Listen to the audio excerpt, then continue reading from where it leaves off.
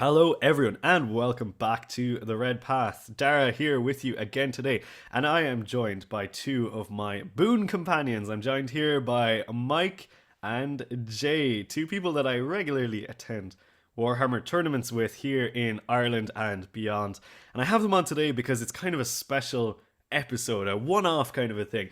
As I realised at some point last week that I had quite an interesting amalgamation of friends who played Warhammer, in the sense that in the video here today, we have myself, a somewhat of a faction specialist in World Eaters. We have Mike, bit of a faction specialist in Thousand Sons, and Jay, a specialist in Death Guard. So let's start with Jay. Jay, why don't you say hello to everyone, introduce yourself, and tell us a little bit about yourself? Hello everyone, my name's Jay. I have been playing Warhammer since maybe the just before the start of 8th. I started in with the starter box with Death Guard, so I've been pretty loyal to Nurgle since. I've been following the path of plague and destruction since then. But yeah, so then and I have a few other factions on the go as well. Drukhari would be a big one for me as well. But yeah, pretty much they fell themselves on the shelf for a lot of ninth, but I've decided to pick them up again and ready to hopefully get using them now in 10th. Amazing. Thanks so much, Jay. Yeah, you really played down your love for the Dark Elder there, I noticed, but Yeah, I we'll don't want sweep the that limelight. And Mike, owner of not one, but soon to be two Mutalith Vortex Beasts. Why don't Y'all you say laughed hello at to me. Y'all everyone? thought I was crazy, but look at We did. look at she We now. did. I have walking hammerheads with feel no pains. What's the problem? I mean, I think Oh. it should be said because I mean you won't say it, but I will. But Mike actually placed third at a major last year Yeah. with a Mutalith Vortex Beast and Magnus. Yeah. My guy. And what an introduction! Yeah, Mike, why don't you why Yeah, don't you thanks, try and thanks. follow that? Oh God, thanks for having me. I like to play with toy soldiers. No, I suppose I've been playing Warhammer now probably for 18 or so months. I used to collect it when I was a kid years and years ago, the Lord of the Rings stuff. I don't know who remembers the little Battle for Middle Earth magazines, but used to get them every week or every fortnight and forgot about it for years, came back, picked up a couple of Blood Angels. I thought that was the way to go. And then I saw the opportunity to cause chaos. Is probably the best way to put it, by teleporting around the board. So took up Thousand Sons, been playing them pretty solidly for the last 12 plus months. Mhm. Christmas 12 months, so nearly 18 months actually now at this Yeah. stage. Nearly since I started playing. Um, and I've been having great fun. I am slightly salty that I no longer have the one phase that I spend my whole game playing, my psychic phase. But hey, look. We might finish the game now, Michael. We might actually finish the game. Yeah. I mean, look, you said You it, want not a turn? me. No, no, this is my game. Yeah. So yeah, obviously, I met Mike and Jay fairly recently in terms of the grand scheme of things. And we all kind of worked out at a tournament that, or well, I suppose two different tournaments, but that we were all kind of in the same locale. And we've sort of formed a play group with a couple of other people around in the city here. And I think it's fair to say that we've all kind of upped our game, competitively speaking, since Yeah. regular practice has kind of come in. I know I've certainly benefited an awful lot, and I think my latest tournament results have certainly reflected the practice that I'm getting in and the skill level of practice that I'm getting in against the guys here, amongst others. But that's not what we're going to talk about today. What we're going to talk about is the fact that we have brand new 10th edition index rules for the World Eaters, the Thousand Sons, and the Death Guard. So we are going to look at the three of these factions, not so much the World Eaters. I've already spoken a lot about them, and we're going to have another stream coming out. By the time this goes live, it'll be coming out tomorrow about the points and stuff. But what we're going to talk about today is the three cult factions of Chaos. The ones dedicated to the gods and stuff, and how they kind of pair up against each other. But what we're going to start with is talking about how these factions kind of feel, what their identity is like on the table.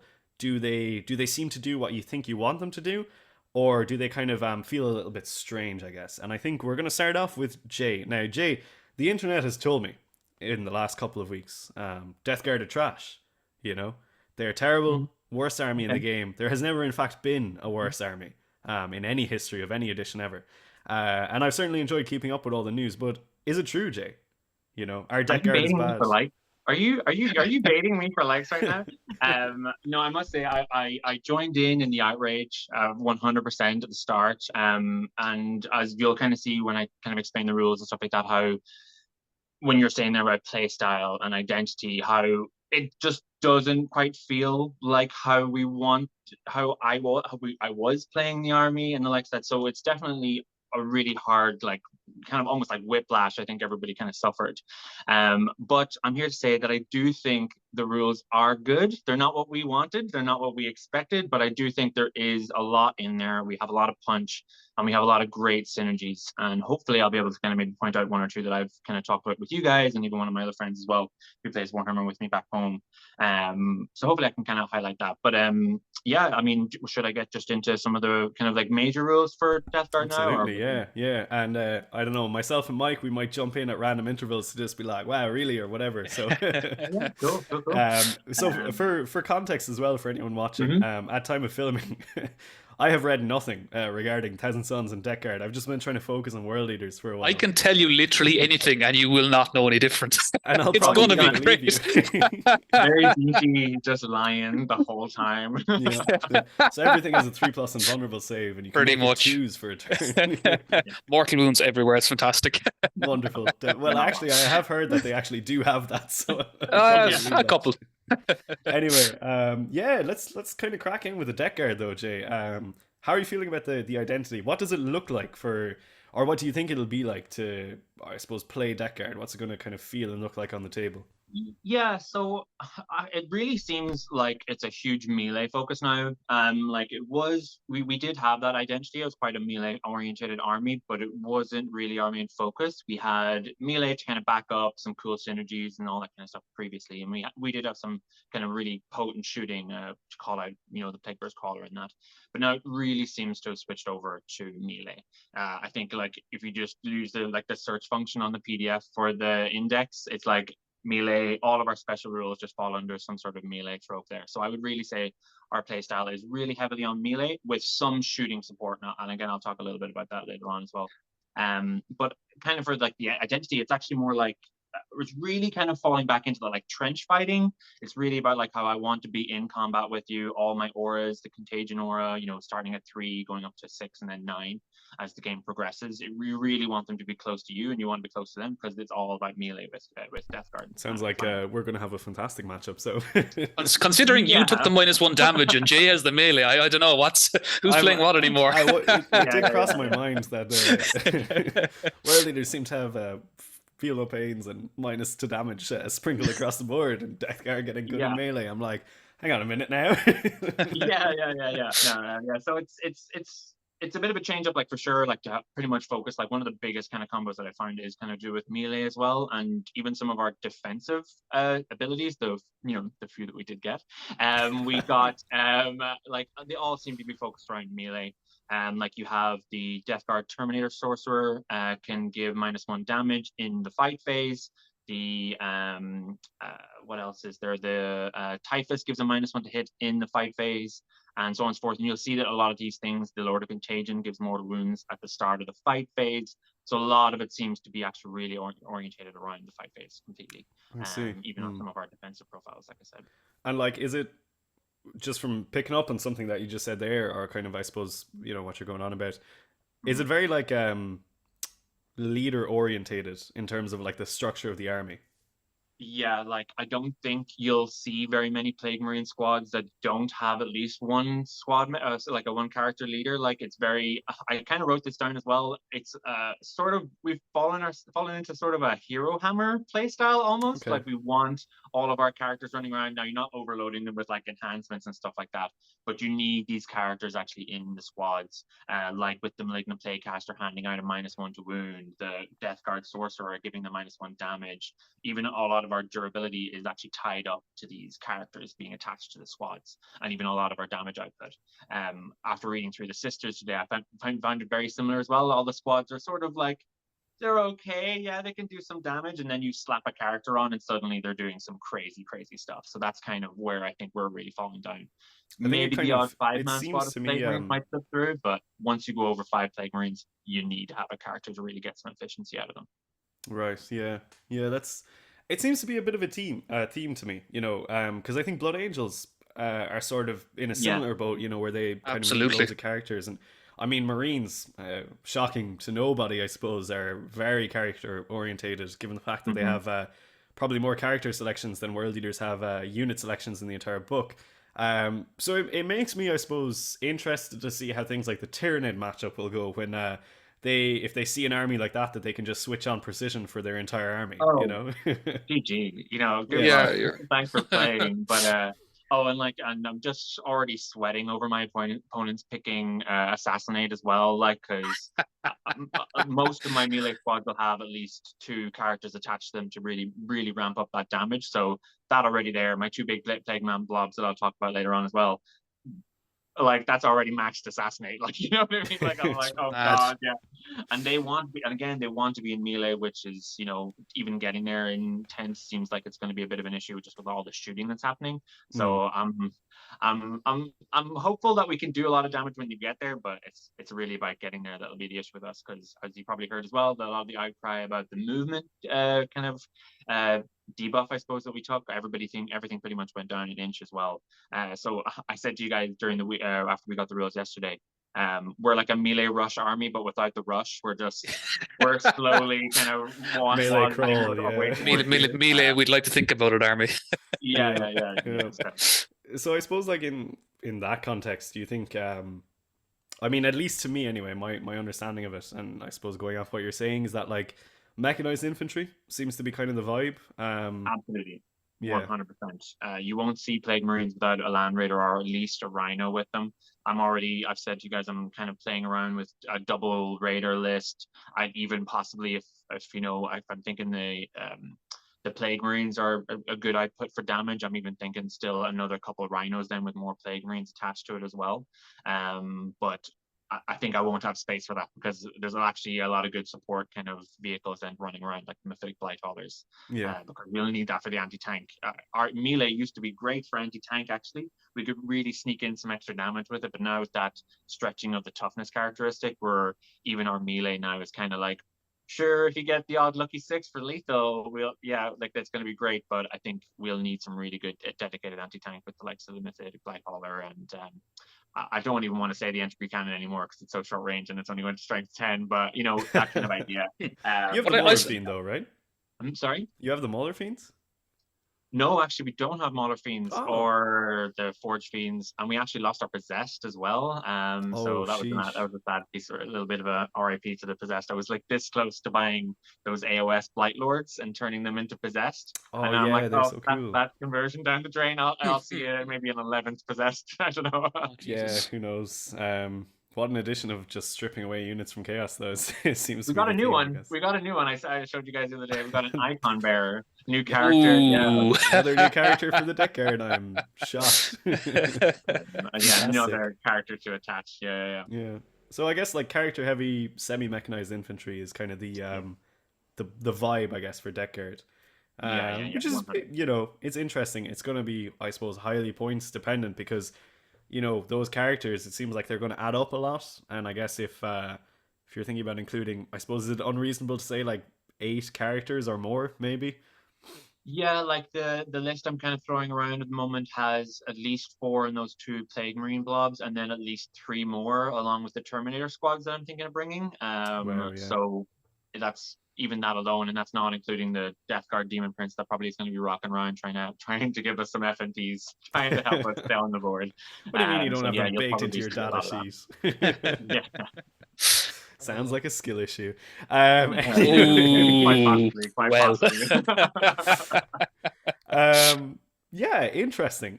I think probably one of the most reasonable and level-headed takes on the deck guard that I've seen thus far. Anyway, I'm disappointed. I was ready for it. but I It suppose was Jay, right there. you can see it Like I building said, up don't already. take me for like Dara. I'm not taking it. I'm not taking the bait. I'm going to be nice, cool, calm, collected.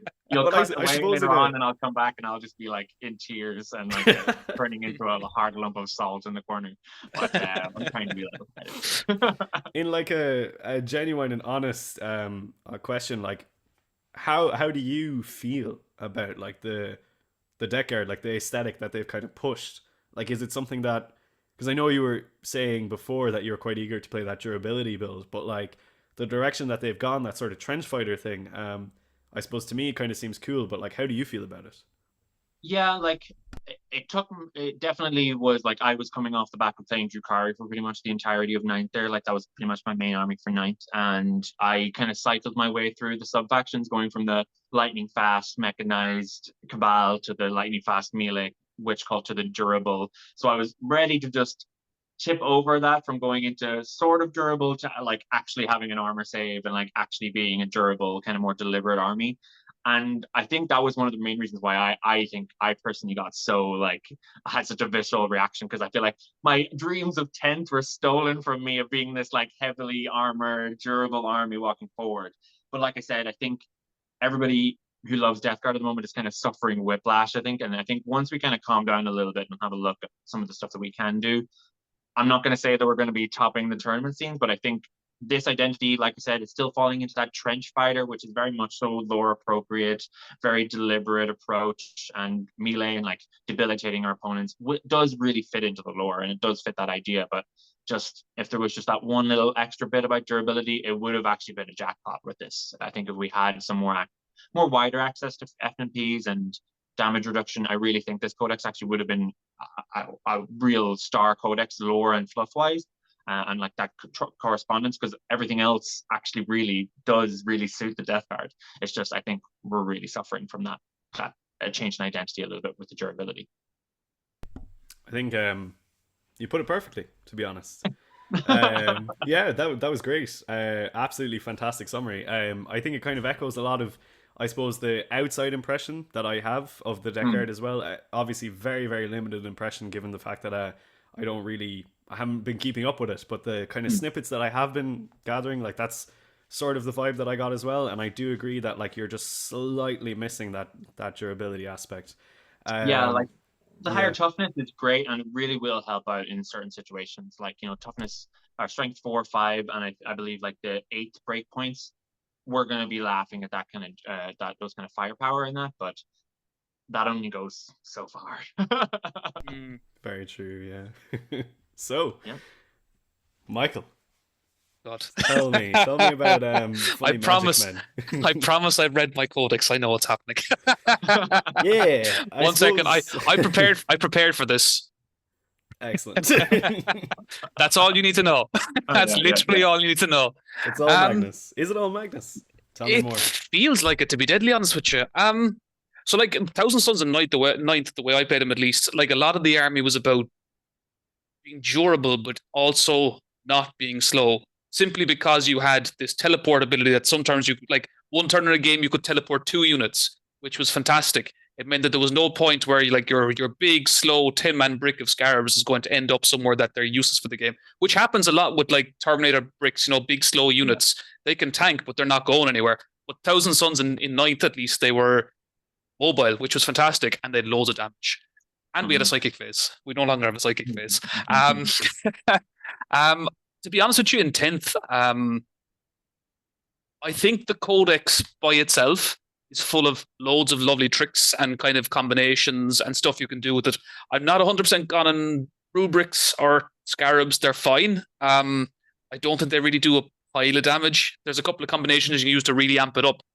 But at that point, you're not just damaging, you're spending CP to try and shift anything at all, if you know what I mean.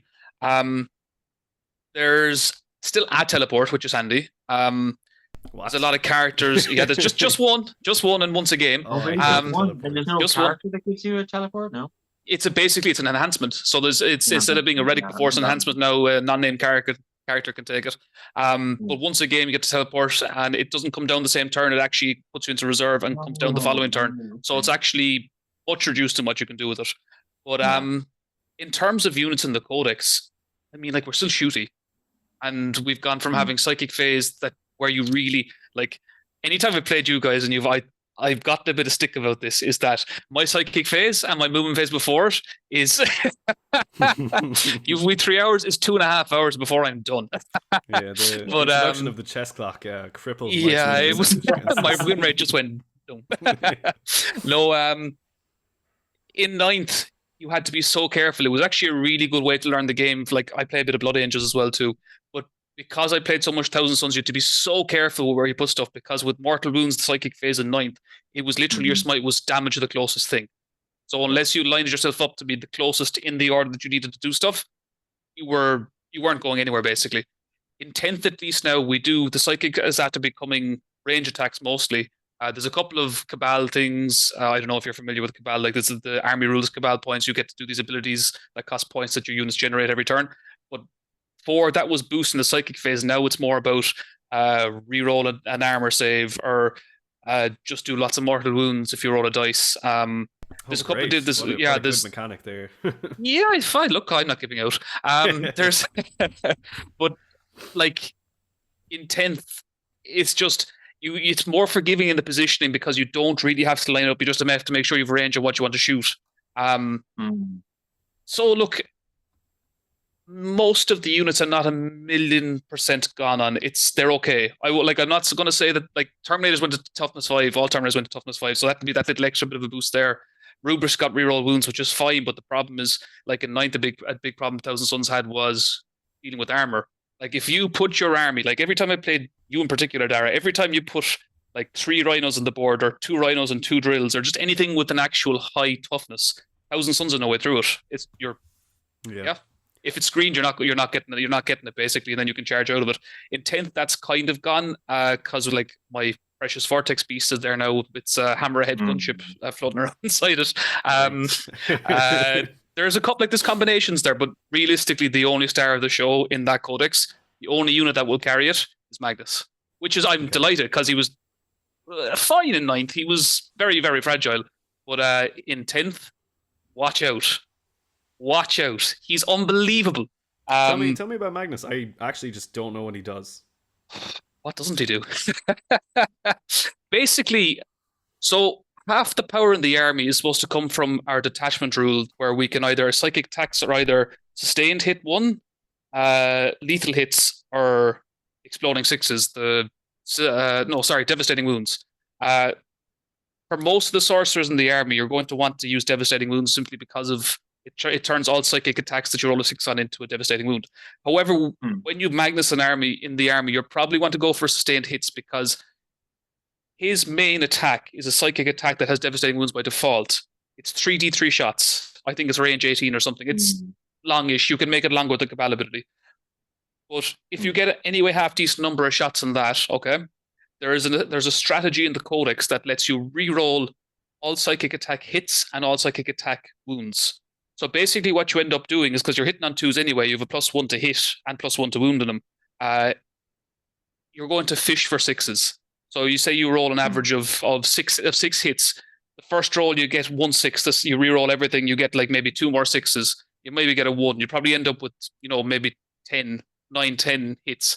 These are strength 9 +1 to wound, devastating wounds, 3 damage. So basically then you roll your wounds, you're wounding most things on 4s. You basically just roll it, and you keep looking for 6s. And I did some test rolling yesterday. I was talking to UJ actually yesterday about this just to confirm it. Honest to God, he could nearly reliably one-shot Angron with this. It's pretty spicy. I mean, I don't want to alarm you, but Angron has a feel no pain, so... He can have all the feel no pains he wants. I got a second shot. But yeah, like the others... I mean, the other side of it is he's also had to become this ultra durable monster, and like he's T11 with I don't know enough wounds that it doesn't make any difference.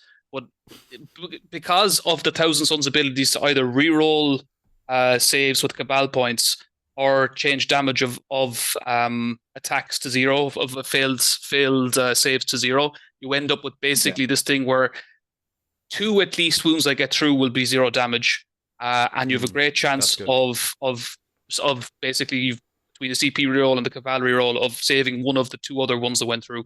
So you're looking at something that's quite durable as well too. He doesn't respawn. Notably, he doesn't respawn. Yeah, well, look, that actually is a skill issue.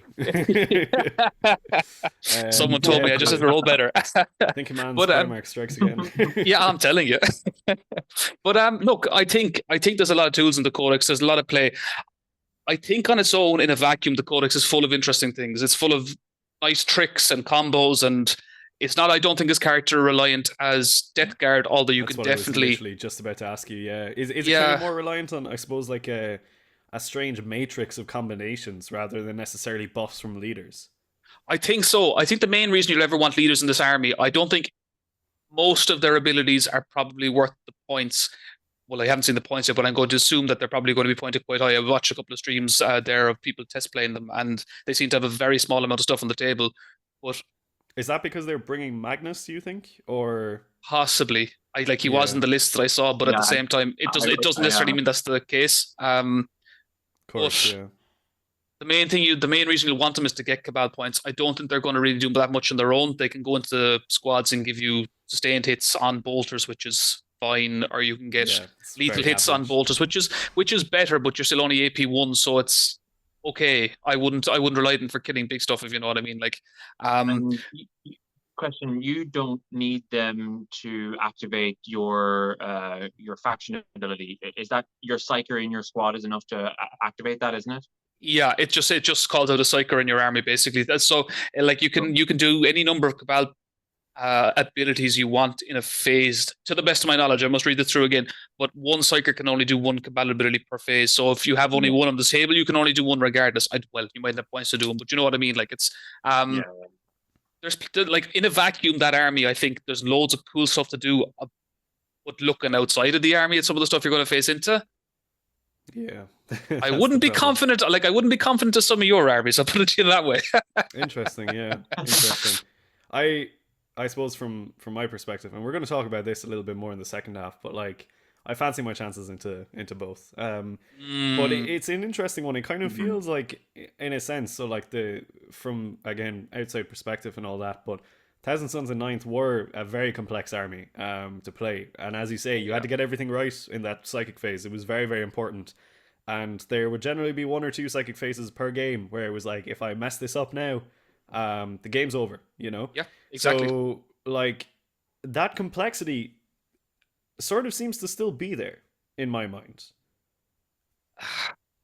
Maybe. There's definitely you have to know what your army can do, but actually, there's a big difference, I suppose. Like why it's not as important anymore. There's a big difference between a targetable shooting attack where you get a save against it and something where you just deal mortal wounds. Because Yeah. once you just start dealing mortal wounds, like you're not dealing with extra rolls where the person you have to check toughness, or you have to check armor. It's just if you roll your 5 up for a smite and then you roll your D3, you're doing damage. Whereas now with this, I can target something if I want. By and large, you can target. I think all of them are target now. There's none of them they're closest. Uh, you target stuff, but everything that you target gets a save pretty much. And even a lot of the armies that are around the place at the moment there's a lot of feel no pains going around. There's an awful lot of feel no pains going around against mortal wounds, Yeah, there like generated is. by psychic attacks. Which Yeah, yeah, you know, Flesh I Hounds have a 3 up Feel No Pain against Psychic. flesh hounds can go Yeah. get. Corn, baby. Thinking man's army. Getting triggered in the corner here. Thanks, guys. Yeah, sorry, Jay, sorry. Hey, you got your 6 up feel no pain. Be happy. Yeah. It's an interesting one, though. Yeah, I think I can kind of see where you're coming from, though. Certainly, I suppose, speculating on what other armies can do and possibly what they're bringing to the table, it's my perspective, and this isn't just for the 3 cult factions. I think this extends to Chaos Space Marines as well. It feels like there are 4 very honest books in a game that is about dishonesty, you know? This is. Go on, And sorry. funnily, it's the chaos books that are the honest ones. Yeah, Somehow, right. I don't know. However, they managed it, but look, And obviously, this is in a vacuum, so we've filmed this before points are out or anything like that. So I don't Mhm. necessarily know if that statement is fully correct. But just looking at, I suppose, the jank that the likes of, we'll say, Eldar can bring to the table, we're seeing rumors about, you know, certain armies with 2 up and vulnerable saves and things like that. Silent King potentially just being an unkillable dude.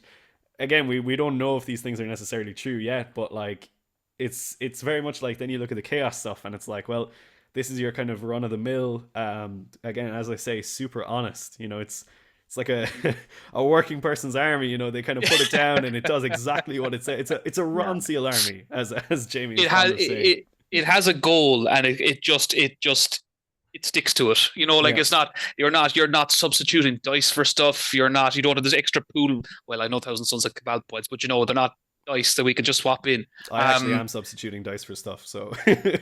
Well, yeah, I'm the only one that's not actually. Yeah. Where are my bank points?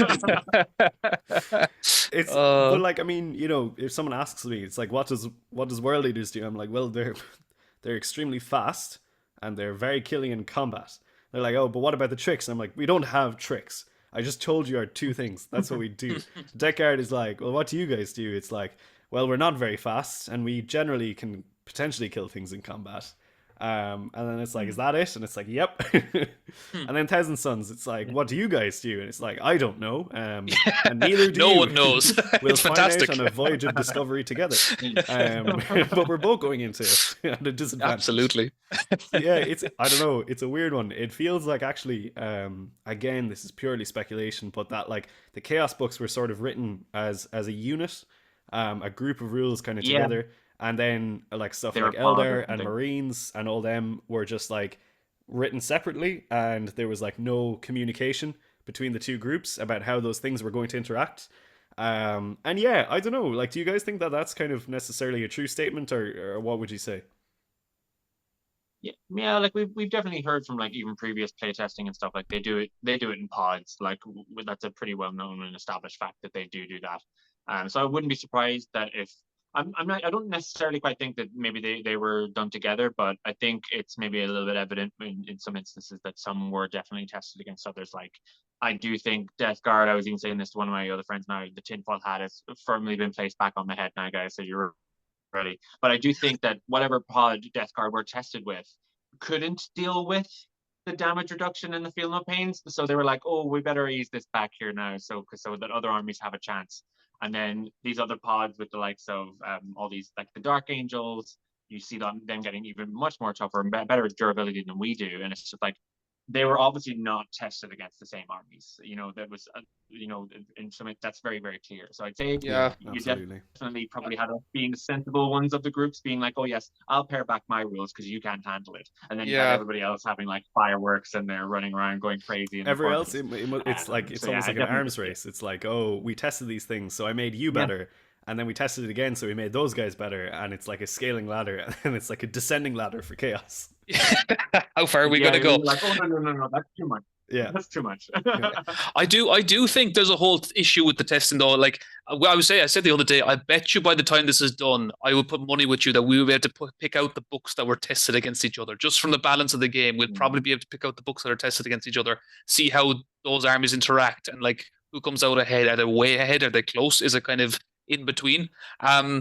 Like, I guess a problem with it that has to be addressed with the testing of the game is the length of the game. Is if you're going to go about testing it, I've completely forgive GW for this, is that if you're testing a game that takes 3 hours and you want to test one army against, was it 24 armies in the game, 28 armies in the game, something like that, mid-20s anyway, for sure. Yeah, how many hours is that in its own? Three times 20 is 60 hours. Like, you can't define a single test game off, like, we'll say, a single rep either. It's not going to be indicative of everything. Like, I mean, if you're looking at it from a more scientific basis, like, you'd want, I suppose, 100 almost to really kind of make any significant statistical significance. Yeah, exactly. Like, and that's forgivable too, but there's probably certain things that they should have picked up on Elder as they went along.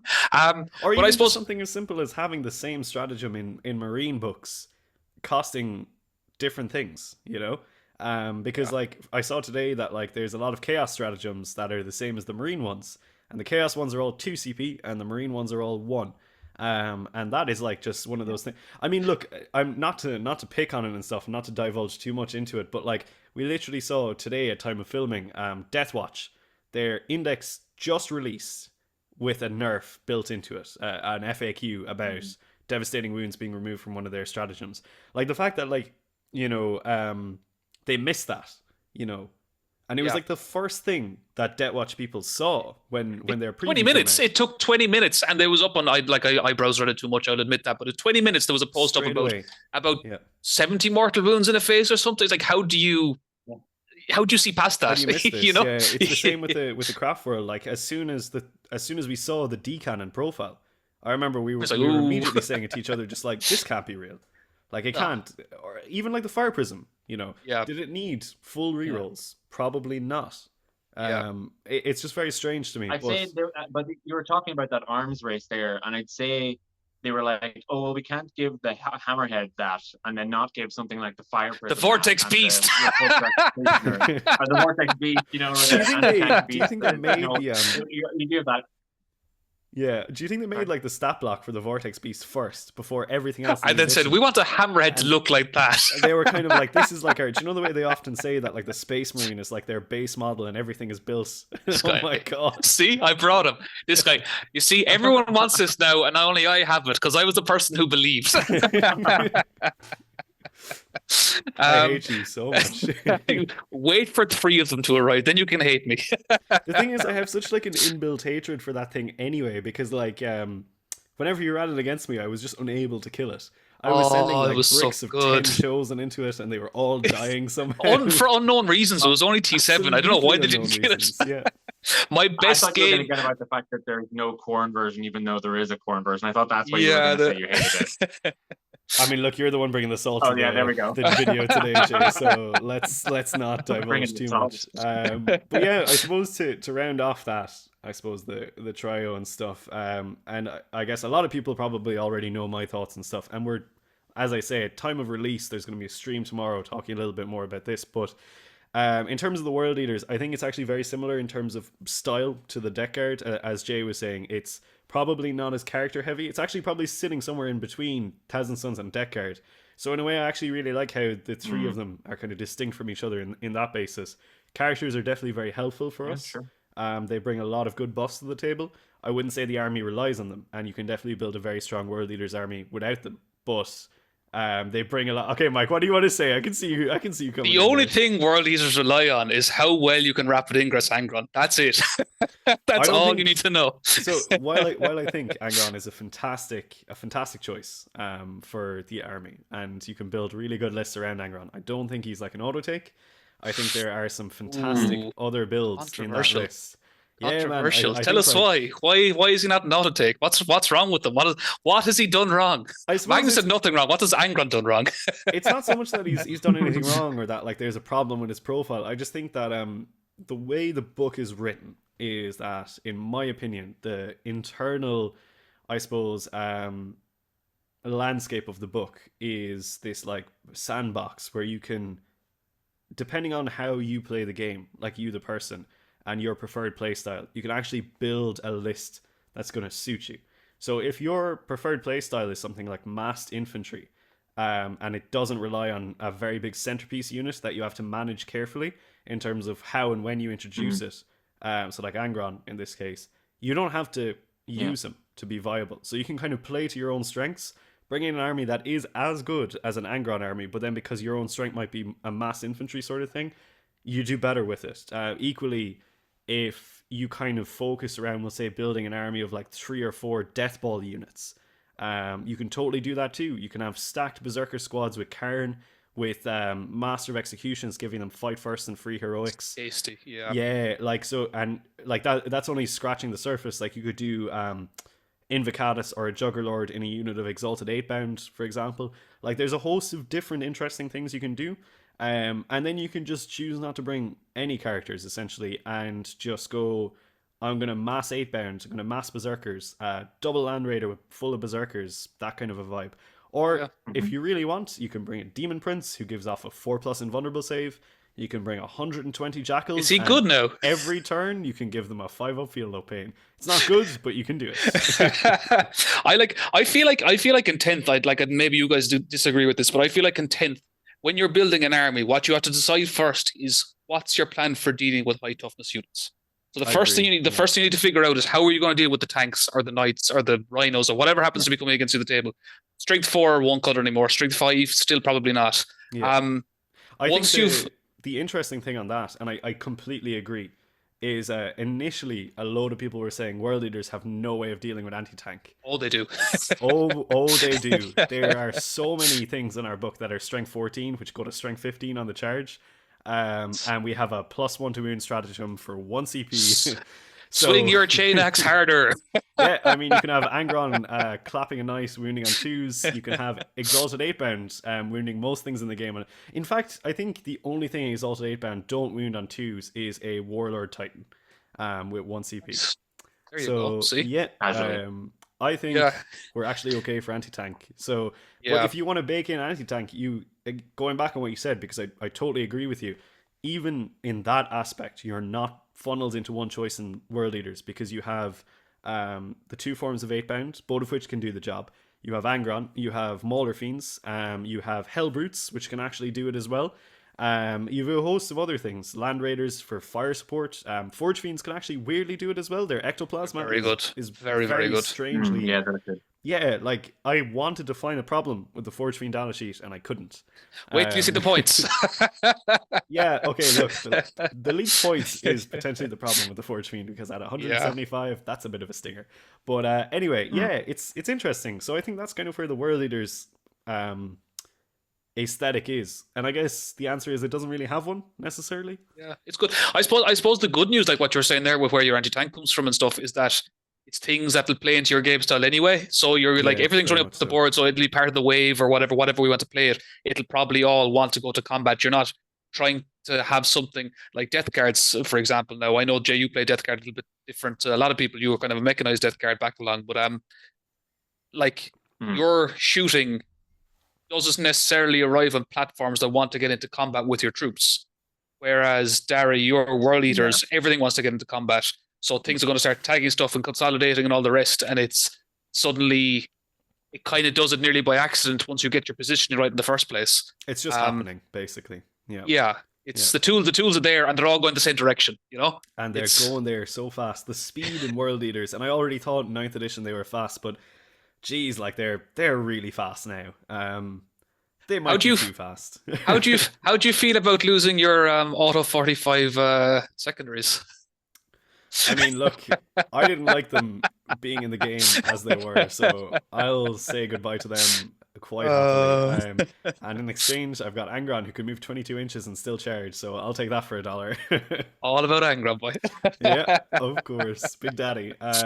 Yeah, so I think like overall, I'm feeling pretty good about it.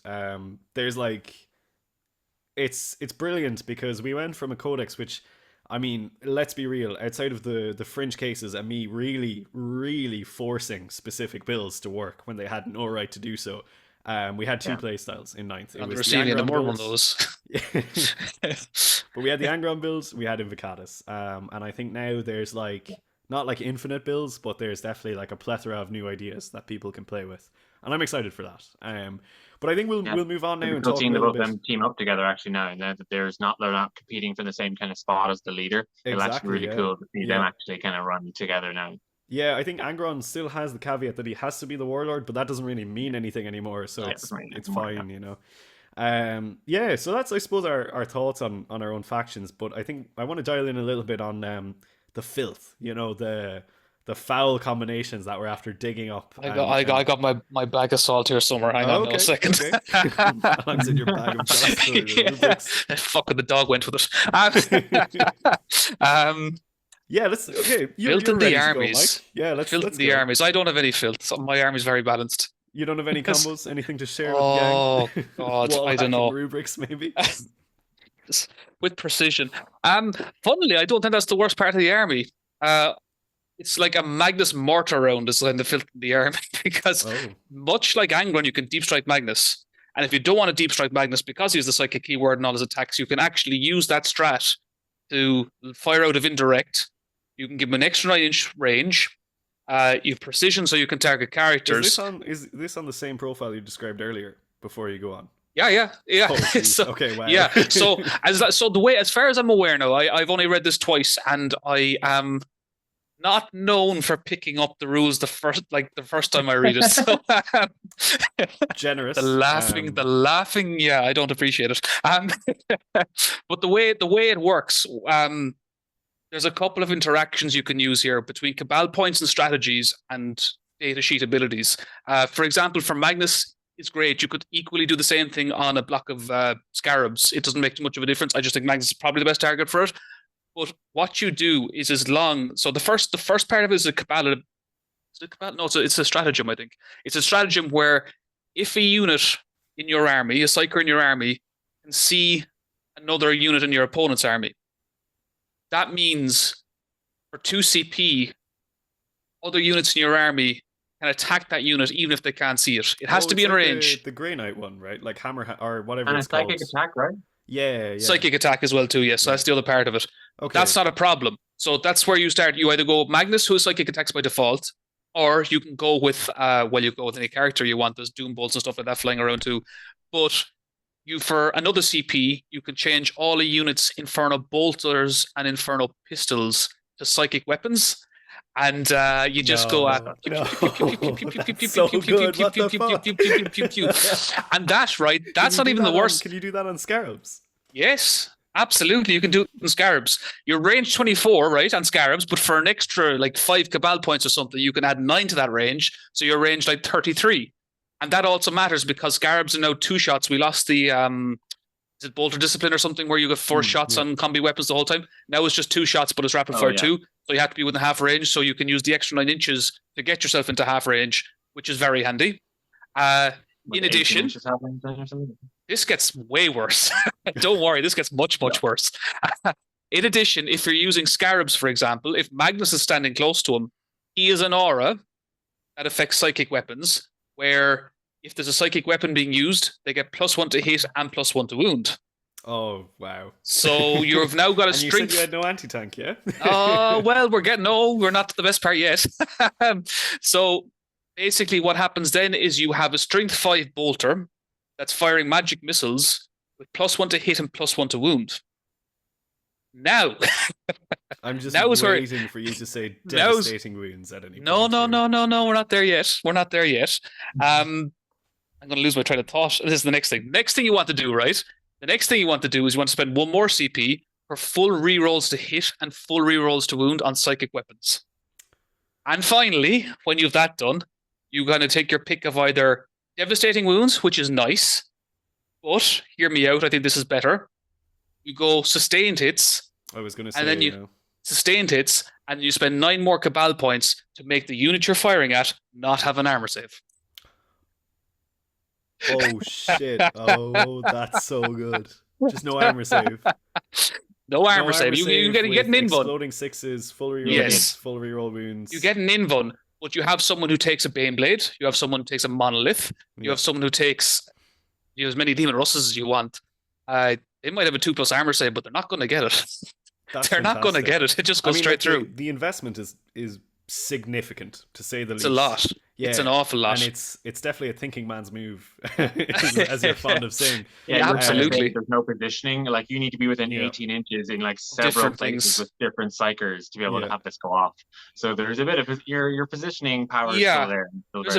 There is a bit of stuff, but I think it's strong in the Terminator unit, but I think the stronger unit to use it on will probably be Magnus, because you don't need half the CP to do it. You just need to reroll hits and wounds because he gets devastated by default. Is the payoff necessarily as good then? I feel like the Terminator one is like you could have things that are like very, very high wounds and actually just rip them down, on Magnus, if you have sustained hits with 3d3 shots on his ranged weapon, between exploding hits and full rerolls, and then into devastating wounds with +1 to wound on your wound roll as well, you're going to be wounding most things everything on 4s and most things on 3s or 2s. Yeah.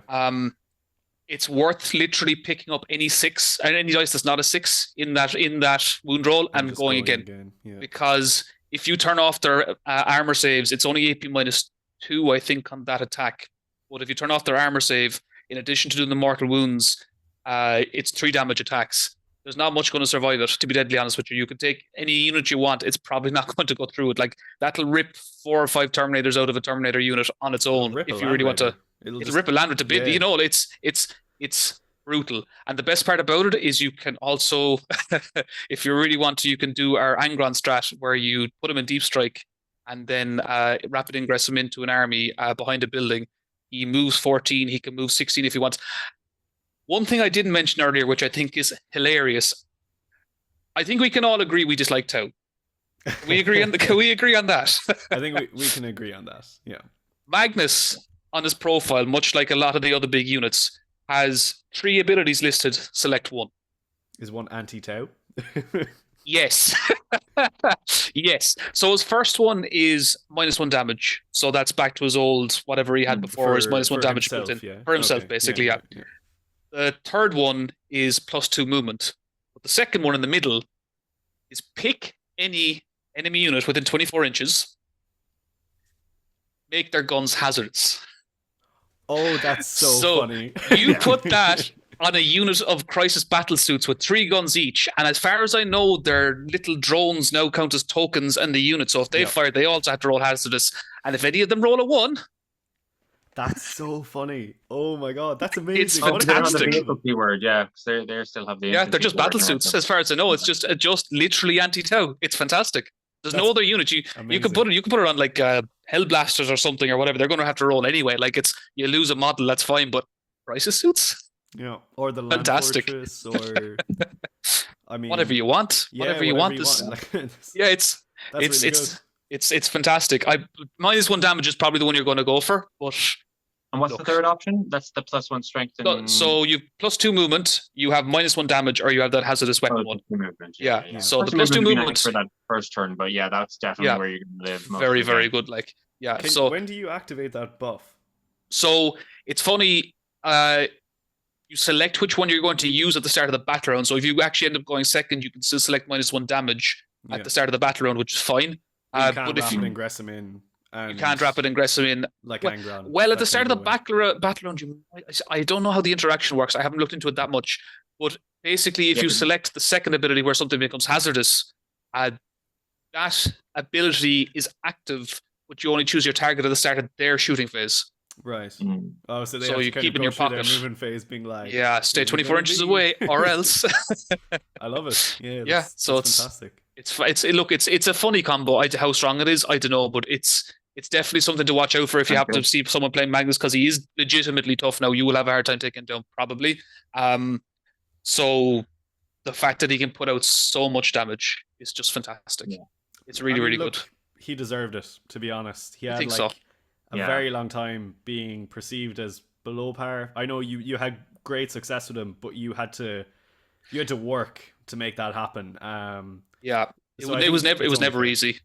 Look, I like the fact like Zangor are still probably in the garbage can, but their cultists are genuinely good now. They have like a field up pain or a invuln or something. I don't know. There's something funny about them, but it's nice to see that when they went and looked at the book, they might have toned down Scarbs a bit, maybe too much in my opinion. There's like for something that was the core of the army before, the fact that they brought up the Vortex Beast, the Hellbrute now is interesting rules.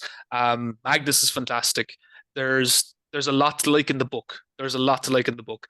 In the broader scheme of things, I don't know if it'll live up to it, but look, we've options. There's a chance. Yeah, absolutely. I'm. Yeah, you were really thinking it was like a switch from like stuff that people hated and now probably really like, and you're like, I was already using these, I'm happy out. Absolutely, yeah. I was like, my Vortex Beast, if I sold them on eBay in the morning, I'd probably I could buy a house maybe, I don't know.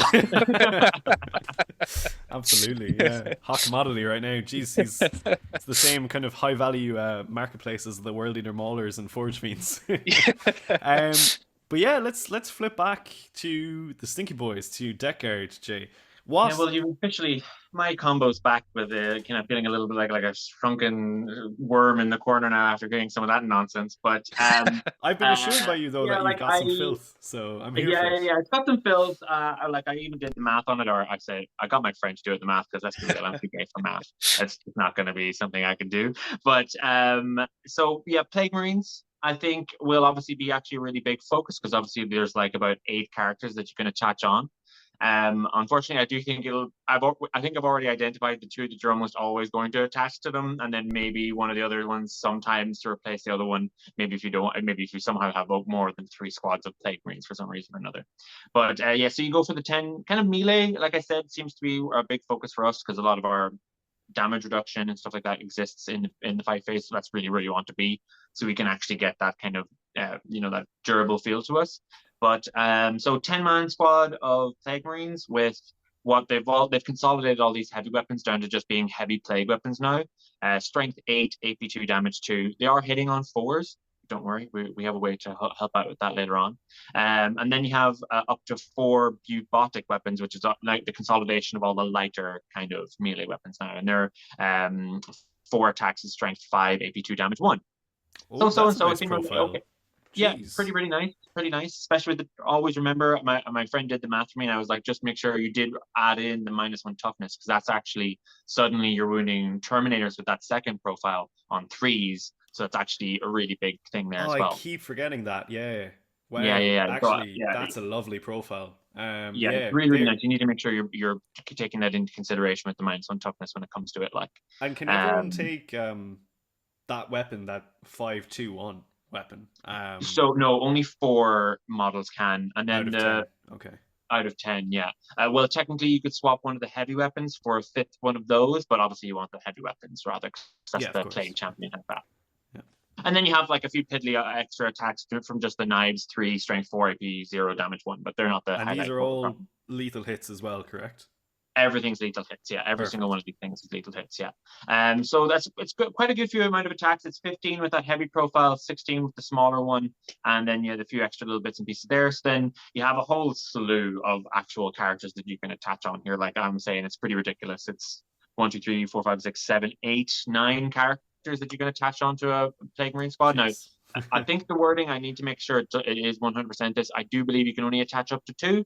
The Fetid Viron, what they used to be called in 9th, they allow them to be added if there's one other character already added. Now, I don't know if it means 1 or more characters added. It's like 1 exclusively that. So, but you would never really want to go over 12 anyway, or else you wouldn't be able to get them all into a Land Raider or a Rhino anyway. So you wouldn't really want to attach. I mean, I for one am here for the idea of a squad of 10 Plague Marines and 10 characters inside that squad. So I was thinking that. Yeah. A squad of characters, basically. Get rid of the Plague Marines. 100%. So there are 3 standout characters that I think are technically 4 if you want to add a bit more melee damage, but there's 3 characters that stand out the most to add on to this squad. Probably the one that I think everyone's jumping to and thinks is definitely 100% the best, and it does make sense. It's the Noxious Blightbringer, or sorry, not the the Foul Blightspawn with the Fight First ability. Obviously, that's going to be huge. Fight First actually means something now in 10th, so it's going to really be great on that defensive. So definitely, I think people are going that one, and it makes a lot of sense. And I definitely won't say that they've made a wrong choice picking that one, but I do think 2 of the other characters are actually a much better pick for this particular squad anyway. These guys are going to have to be really good to beat a Fight First here, because like Fight First on a unit is it's going to be a standoff in the middle between Mo and that Noxious Blightbringer. Just say who's going to charge, because you're going to fight after me. I'm here for it. Like, I can't wait to have like the Mo with the heroic intervention for free. Anytime I see the lion, I'm like, all right, come here, come on. Yeah, come to me. I'm not coming to you, but you can come to me. I get it, and I 100%, and I'm saying that I'll probably actually even switch back to that myself after a while. The other 2 seem to give us the best kind of damage output. You know what I mean? He doesn't actually really add anything to damage. On a go turn, you could probably still pick up a unit that does not fight first very, very easily with this combo. So then you have Putrefier, Biologist Putrefier. He makes all crit hits 5 up. So lethal hits now going off on a 5 up, so that's nice. So it can be really, really nice there. He also gives the squad the ability to do the grenade strat for free, but that's here nor there. Can be nice every now and then. Yeah, it's cool, yeah. And he actually has a really potent grenade himself. And then the next character is the Tallyman. So we remembered him. He used to only actually give the +1 to hit in range, I believe, in 9th. So, but now the +1 to hit is from the command phase to the unit that he's joined, shooting and melee. So now suddenly all those heavy plague weapons that were hitting on 4s are now back to hitting on 3s. That 5 -2 damage 1 is now hitting on 2s. And then so you're pretty much reliably getting at least the hits. You might not get the lethal hits, but you are getting the hits through now a little bit more reliably.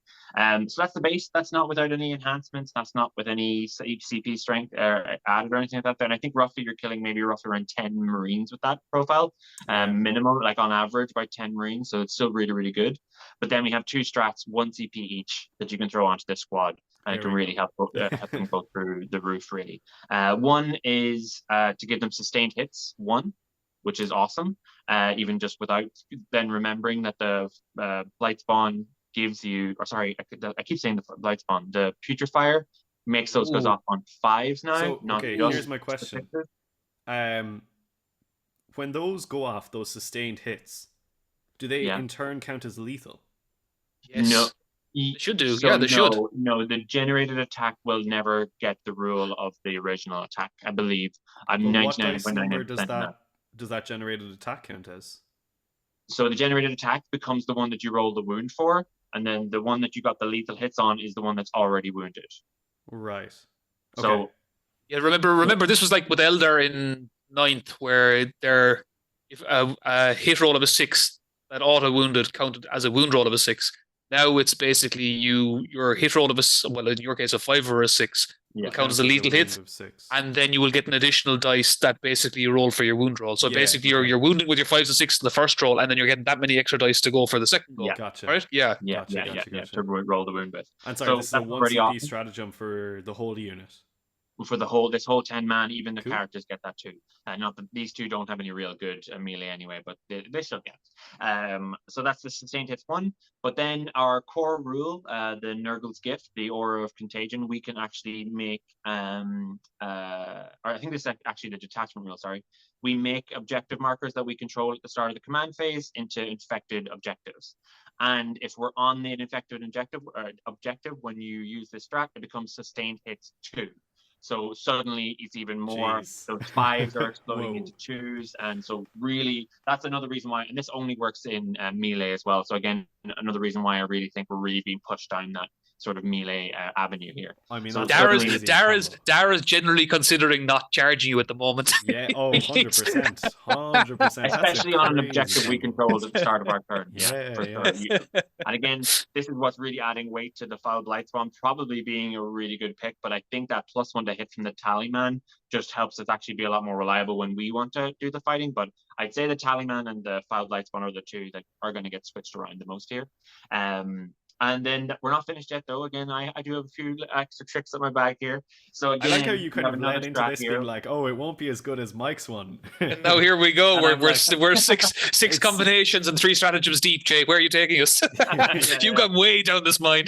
And then more turn comes in from Rapid and Regress. The next strat, though, is called Ferric Blight, and it is going to be an extra AP on all of those attacks. So suddenly all that AP2 comes AP3, and then again, we get a bonus for this for being on an infected objective, coming AP2 instead. So suddenly all of that's hitting on AP4. So you're just ripping through Marines, you're absolutely tearing them. Now, I only did the math on when it's just Sanguinous Flux, which is the sustained hits. I didn't do the math for when it's Ferric Blight as well. Because so why would you need killing to? roughly around 30 T3 models, killing about 20 Marines, roughly about 7 Terminators. And then even this is where we actually have some anti-tank as well. It actually seems to do really well against vehicles because all those lethal hits. Yeah. Yes. Like And the AP. Yeah, and the AP is fantastic. That's the big part of it. I didn't do the math for the AP actually, so this would even go further with the AP extra. So it's a lot of things we save on 6s or won't get a save. Like that's going to be big.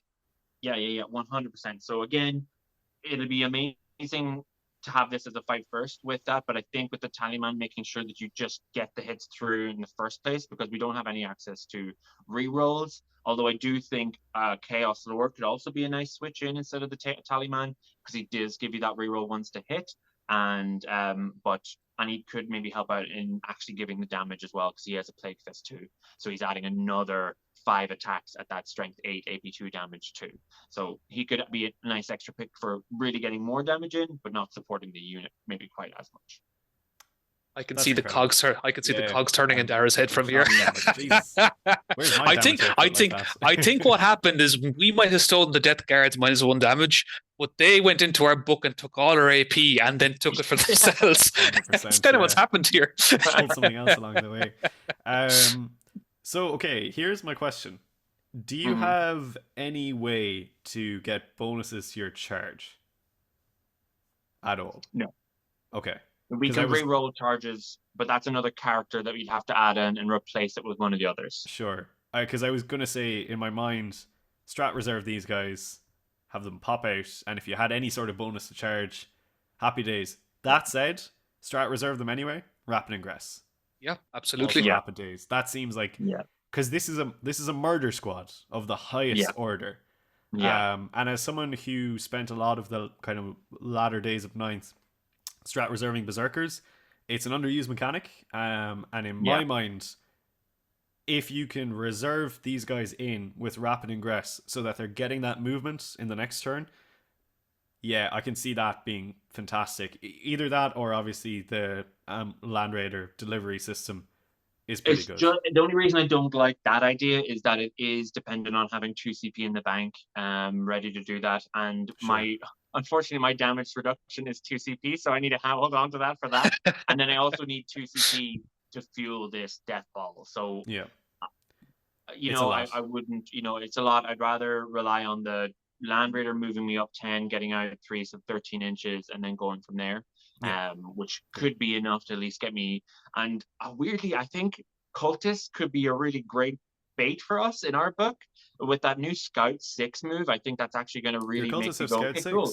Jeez. Yeah, well, all Scouts, all of them have Scout 6 now. I think. I couldn't say. Oh no, you don't have normal. You haven't looked that far down your book yet. Well, no, we simply don't have them. So I think sending out these guys coming out, getting those objectives infected early. My squad, or you have to come out to try to clear them off, or I'm going to start scoring primary. And then if it's against someone like you, who's a melee army, you're now in the danger zone. So I'm ready to go. So I think there could be we could use our cultists for once. It could actually be useful. Even again against me, like the potential to screen out that 8-bound scout rush and things like that. That's huge. Geez, that's amazing. I didn't know they had that at all. So strong, actually. Good for the cultists. They deserve it. And there's no. I'm correct in saying there's no cap. I don't think I ever played them. I haven't played these, but I've never played them yet. And from what I understand, there is no cap on cultists anymore in terms of mere mortals. There's no rules. like that. Or with the poxwalkers too. Yeah. Okay, cool. So we can do the zombie horde with the poxwalkers again. Fantastic. Yeah. 100%. Well, they're battle lines, so you can only do 6 squads. So that's 6. Sorry, they're not battle lines. So you can only do 3 squads of 20. Poxwalkers. So you can only have 60 poxwalkers. It's still a lot of poxwalkers. Yeah, for sure. Are they 5 up feel no pain still? Or are they? Yes, got to a 5 up feel no pain. Toughness Pretty 5, nice. But picked up a 7 up save, so 6 is. And they can regen now as well if they kill mobs. That's cool. It's handy. That's an interesting combo. So I'm thinking that will be a really good hard-hitting unit to run up, and I think it's probably one of the best things that has really predictable lethality. I know you're still fishing for 6s a little bit, but with the Putrefier making it go off on 5s, I think that's just going to get it into that sweet spot of actually happening more often than relying on a 6. So I do think it's going to be a really, really tasty one there. And everything seems to be with the melee. Like you can kind of get some cool stuff with Blight Lord Terminators and Death Shroud, but because you can only attach one character to them, you don't have that kind of same exponential kind of craziness that you can get with maybe the Plague Marines, because you can attach on 2.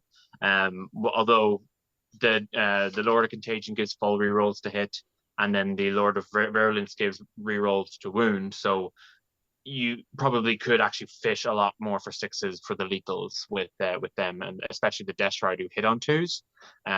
Actually, just like you were saying earlier on, if you're hitting on 2s or wounding on 2s, you might as well just reroll everything that you can reroll to try to get the 6. I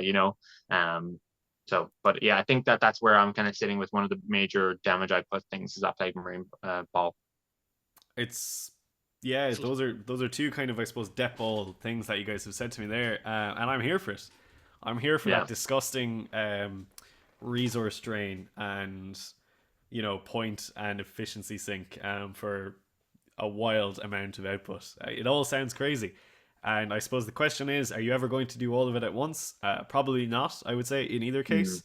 But it's not really necessarily about doing all of it at once. It's about having the capacity to switch on a selection of those things, right? I know, Mike, you will do it all at once. I'm just thinking there's going to be that one perfect game where you thought about this combo all your time playing 10th, and it'll just fall the right way. We're like, I get to do my stuff. Yep. Yeah. That's the dream.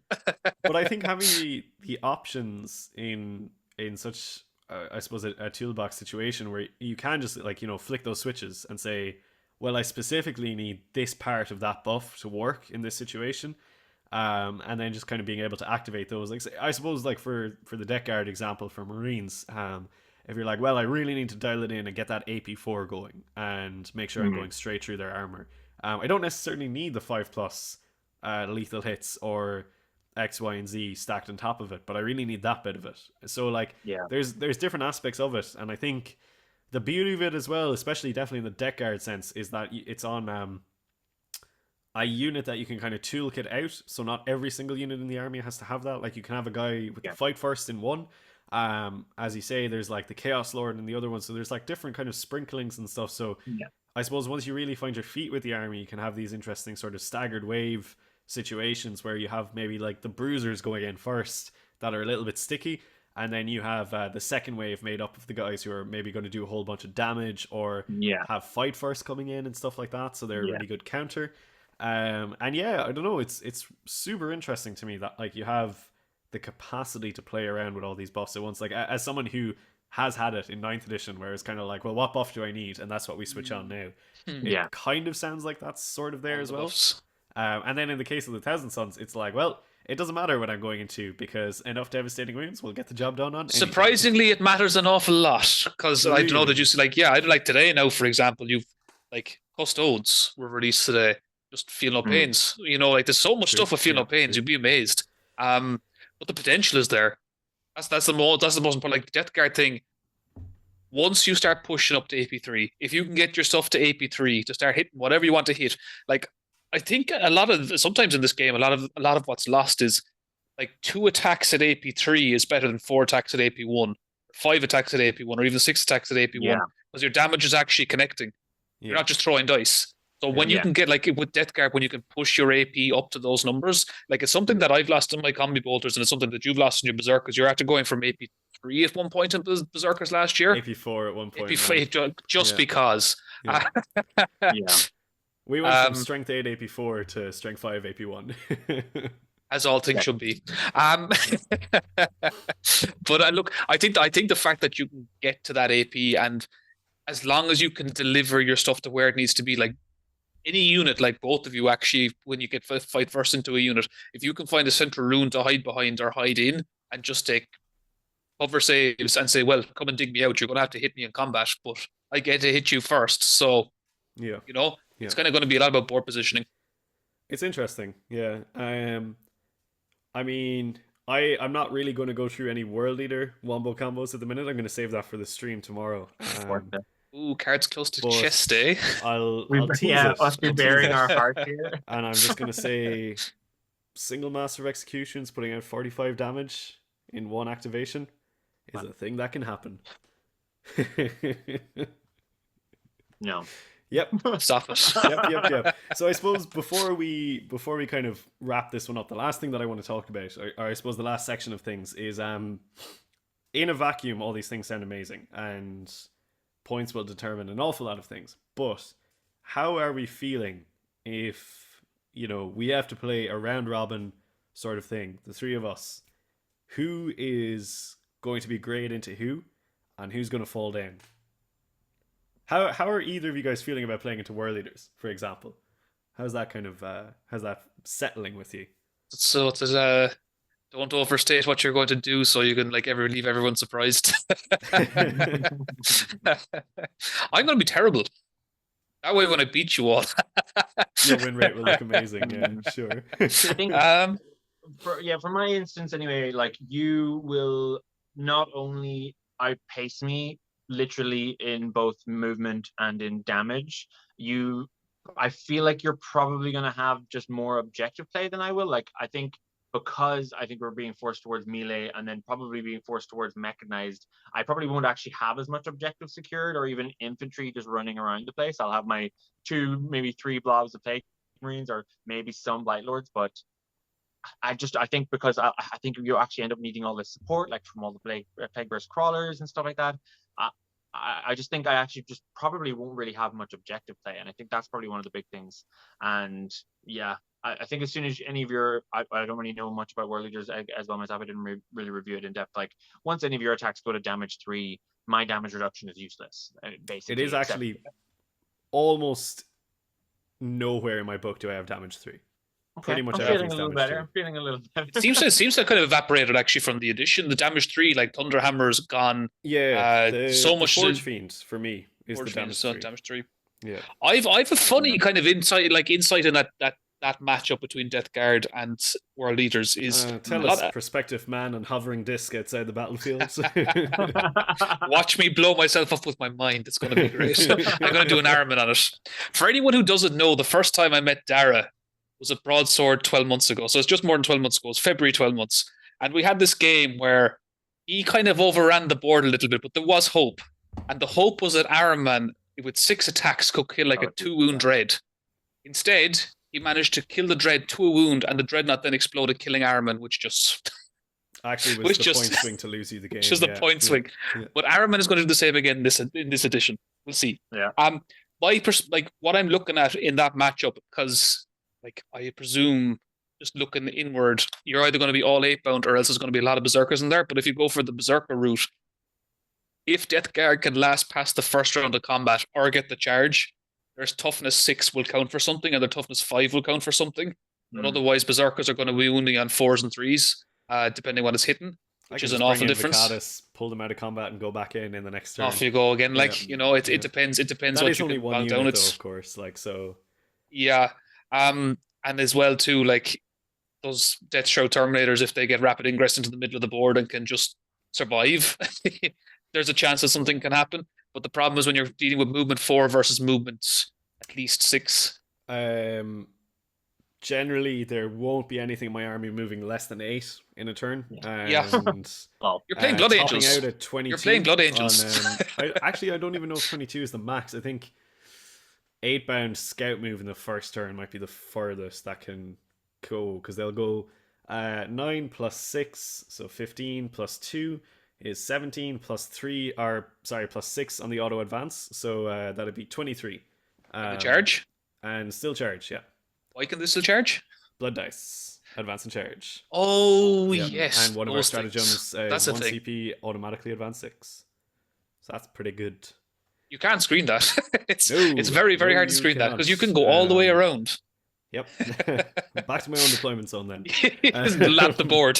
Yeah, so I think the speed in World Leaders is probably giving the edge in Death Guard. I also think that the common perception is that World Leaders aren't actually hitting that hard, but they definitely are. There's loads of hidden buffs for slapping in combat. Like, I can just turn on lethal hits when my blood dice are sustained. We've +1 to wound against vehicle, monster, and character stratagem. All of our leaders, Khorne gives reroll 1s to hit and wound, for example, for his berserkers. Fantastic.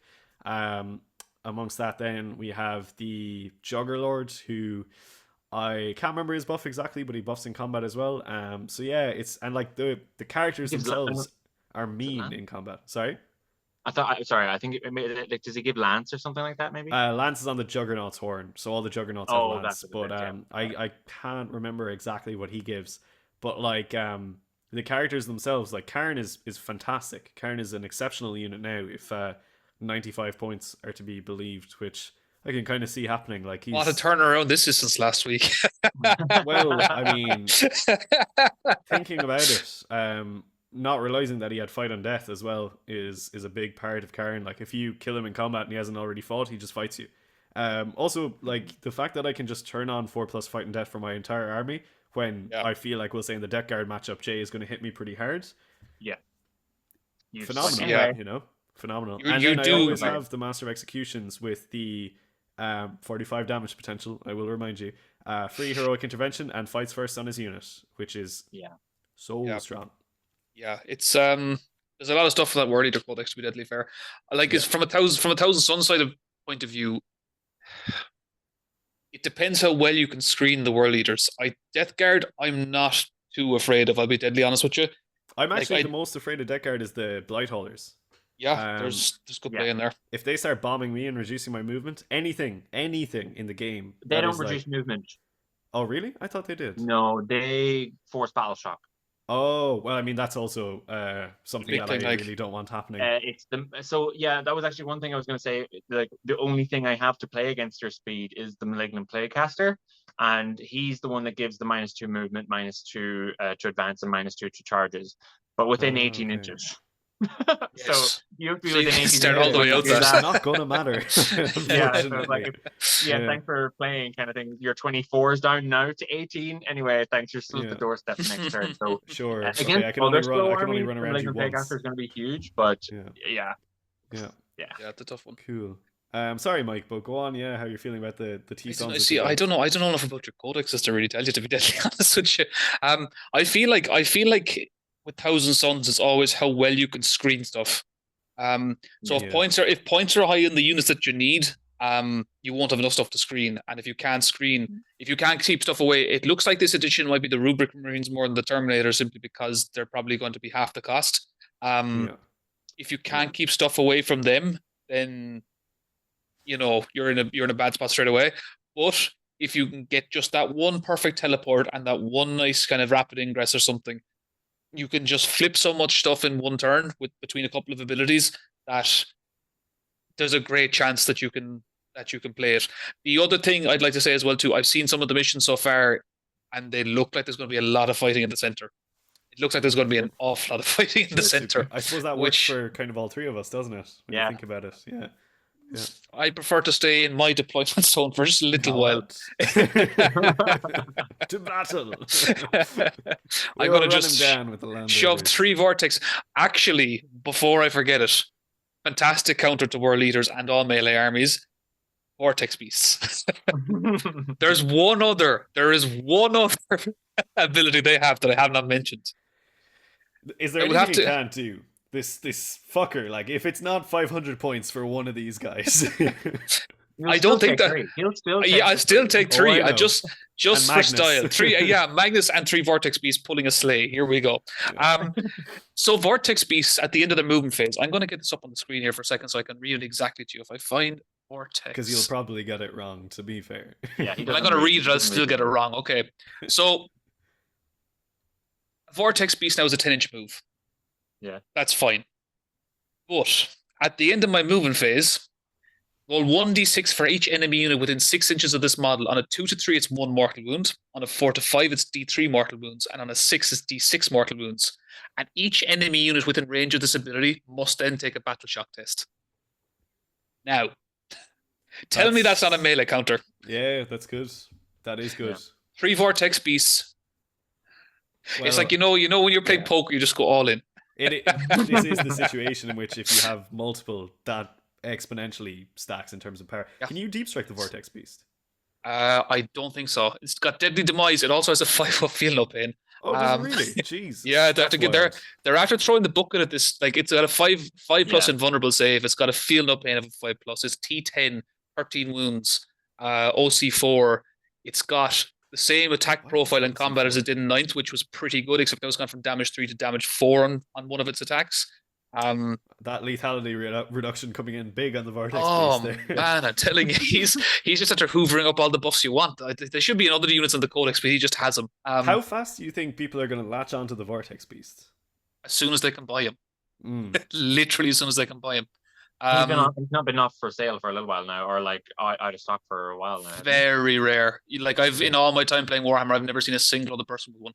I haven't met that many Thousand Sons players, but I met a few, and like Chaos Space Marine players, anyone who could get them, I've never seen someone with them. And to be fair, in the last edition, they probably not worth the space on the shelf, to be deadly honest with you. Probably not. No, probably not. I appreciated you working the angle though. He's just fun. But I think, like, I feel into those matchups, like, it's like, if we talk about my record of Thousand Sons versus you, Dara, in particular, like, versus World Leaders, I think it's 1 to 10 or something that the Thousand Sons had. Well, I mean, particularly towards the end of 9th, it was such a hard matchup for the Thousand Sons. Like, it wasn't really, there wasn't much of a game there. Essentially, I don't think, because the power of the World Leaders Codex was just stacked so heavily into Thousand Sons that it was kind of like, well, is this Thousand Sons really don't want to touch combat, and they really don't want to face into vehicles. So if you've got stuff in vehicles that once they get into combat, there's not much skill expression when you've got an army so well paired into another army. You know, it's just like, oh, we're playing a game of maths here, basically. Same again. Same again. Yeah, exactly. Yeah. Yeah, but So I don't know. It's now. I think I'm not sure really, to be honest. I think there's counterplay for both armies. If I was to go into either of you anyway, like it's a tough game, and probably different things would work into Death Guard and Thousand Sons in terms of like the build. For example, I think Angron would be spectacular into Death Guard, but maybe a lot less good into Thousand Sons, who can kind of rip them apart very quickly. I don't know if Death Guard necessarily have a lot of answers to Angron. And if they do, can they answer him twice when he comes back? I don't know. I've been good authority. Angron and like 2 or 3 Lords of Skulls, and call it a day. And that'd be bad for everyone. Like we do have that like one. We do have some good anti-tank or anti-monster, I suppose. Those little Mephitic Blight Haulers. Even that Multi-Melta hitting on strength 9, but +1 to wound against those targets. It'll be cute. It'll be nice, but it's not going to do much, really. Is it sustainable? Like, can I do that multiple turns in a row? I don't think so. I think we've kind of fallen into a sort of like a go-turn army. We either get you when we can, when we finally catch up with you, or else we're either dead before or after. You know, either it's kind of will be a bit of a coin toss with that. Yeah, kind of I have a weird feeling. I don't think this is going to apply for Thousand Sons. I think Death Guard will be able to trade up very efficiently into World Eaters, specifically because I think Death Guard are going to be an awful lot cheaper than World Eaters. Yeah. I think that's where the magic is, because if you think about it, they have 2 combat profiles that are incredibly similar to each other. And the real differential there, survivability is comparable, I would say, but the differential is the speed. So taking that into account as a metric for points, I think we could see Plague Marines cheaper than Berserkers. We could see like Death Shroud cheaper than 8-bound, this sort of a thing. And I think when you have that situation going, there's a real game on your hands then, because it becomes a game for the World Eater player to understand how to make the efficient trade and not overcommit just because they have the capacity to get to you. They have the speed to get to you, but it's not necessarily the play. So it's going to be. I have a question. Do you feel, so you're talking about trading now at the moment, and I know that like from playing a combat army myself, trading seems to be the be all and end all of playing a combat army. Do you actually think 10th is going to be about trading? Simply because the lethality has gone down so much, and toughness, like there's better armor saves, there's higher toughness values. It feels like combat wants to be 2 phases long now, so it's not something goes in and picks something up. Combat definitely does want to be 2 phases long, but the question is combat always going to be 2 phases long? I would say for World Eaters, the answer is most of the time no. Interesting. And like I think again we probably have to chalk that lineup of lethality being down to the same person who marketed that there's not going to be many rerolls. I think that's either the same person or whatever. Like, sure, AP's down, but because there's all these stacking buffs and craziness that we could do, lethality I think is probably staying roughly where it is. You'll need probably more resources to get to be as lethal, but that does not mean we're not as lethal anymore. Like, lethality is more specialized too. You know, it's like your regular dudes aren't necessarily going to take out a tank, but they'll still be good at killing the other regular dudes, which is fine. That's the lethality. It's not a lethality reduction; it's a specialization. The issue, or I suppose not issue, but like when you've got units like Exalted 8-bound, less of a big deal, to be honest. Really, I don't really have to worry about them not being able to kill anything in the game because they. But the other side of that, how many points you put into that unit to achieve that? Like, how many times can you do what you see? You can't. Like 6 of them, 360 points and they're not survivable. They're not that survivable at all. 4 up in one, right? Nope, 5 up. Went up to a 5. They have a Feel No Pain and a 5 up in one. 6 up or 5 up Feel No Pain? 6 up goes to a 5 with the blood okay. dice. That's not bad.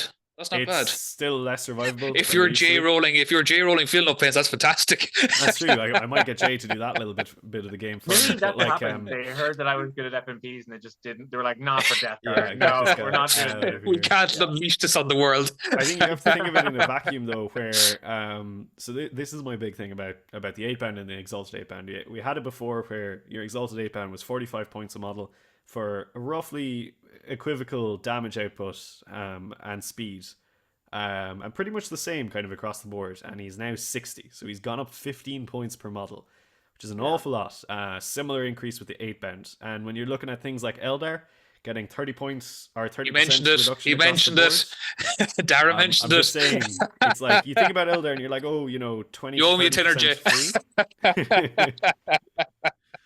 But when you think about they're getting that extra amount free, but then you think about armies like we'll say Thousand Sons and Death Guard that might be or not necessarily Death Guard. I think they're going down as well, but Thousand Sons and World Leaders going up. The differential ends up being about 500 points compared to what we're playing now.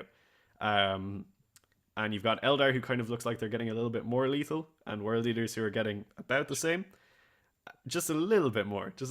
So then Don't mention the war. it kind of it sort of brings to mind the question of like, how's that going to shake out? Yeah. Probably not very well. And I think, being perfectly honest, I'd say the first 3 months of the game, competitively speaking, are going to be fantastic, but an absolute shit show. I'm there for it. I love the first 4 weeks are going to be fantastic, where apart from that Elder army, I'm pretty sure no one will really know the optimal list for their faction. It's going to be a bit like the most fun I've had in 40k, and I don't know if you can agree or not, but the most fun I've had in 40k was the balance patch, the data slate we got in January of this year, where it took everything and it just gave it a good shake. It didn't change everything, but it just it flipped enough stuff around by +1 here and -1 there that suddenly it was a new game. It was a brand new game. Anything could happen. And we went to a tournament. We went up to Mayo for that.